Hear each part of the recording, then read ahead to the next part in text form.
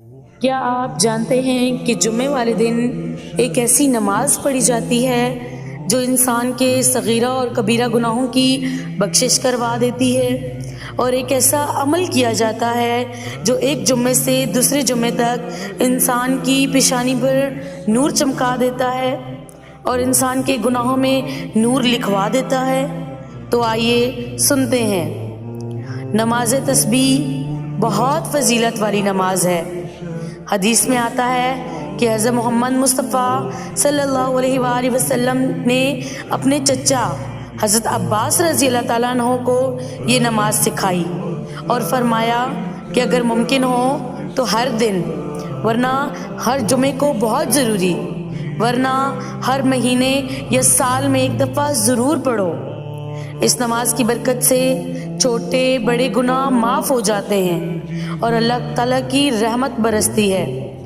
نماز تسبیح کا طریقہ کیا ہے کہ یہ نماز 4 رکعت نفل کی ہوتی ہے۔ ہر رکعت میں ایک خاص تسبیح پڑھی جاتی ہے، اور وہ تسبیح ہے سبحان اللہ والحمد للہ ولا الہ الا اللہ واللہ اکبر، اور ہر رکعت میں یہ 75 مرتبہ پڑھی جاتی ہے۔ ایک رکعت کا مکمل طریقہ بتاتی ہوں کہ سب سے پہلے نیت کر لیں نماز تسبیح 4 رکعت نماز نفل کی۔ ثنا کے بعد یہ تسبیح 15 مرتبہ پڑھیں، پھر سورہ فاتحہ اور کوئی بھی سورت پڑھ کے اس کے بعد تسبیح 10 مرتبہ پڑھیں۔ رکوع میں جائیں، رکوع کی تسبیح کے بعد یہ تسبیح 10 مرتبہ پھر پڑھیں۔ رکوع سے اٹھ کر قومہ میں 10 مرتبہ پھر پڑھیں۔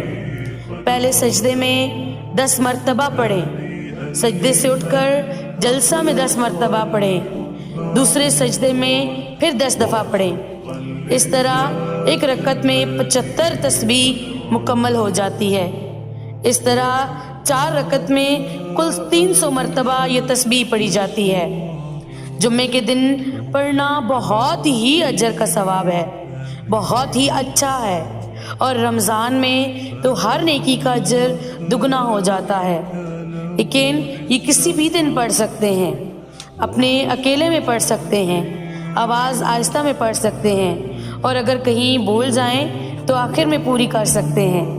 اب ایک عمل ایسا جو انسان کی پیشانی پر نور چمکا دیتا ہے، وہ ہے جمعے کے دن جمعے سے پہلے سورہ قاف کا عمل۔ جو شخص جمعے سے پہلے جمعے کے دن سورہ قاف کی تلاوت کرتا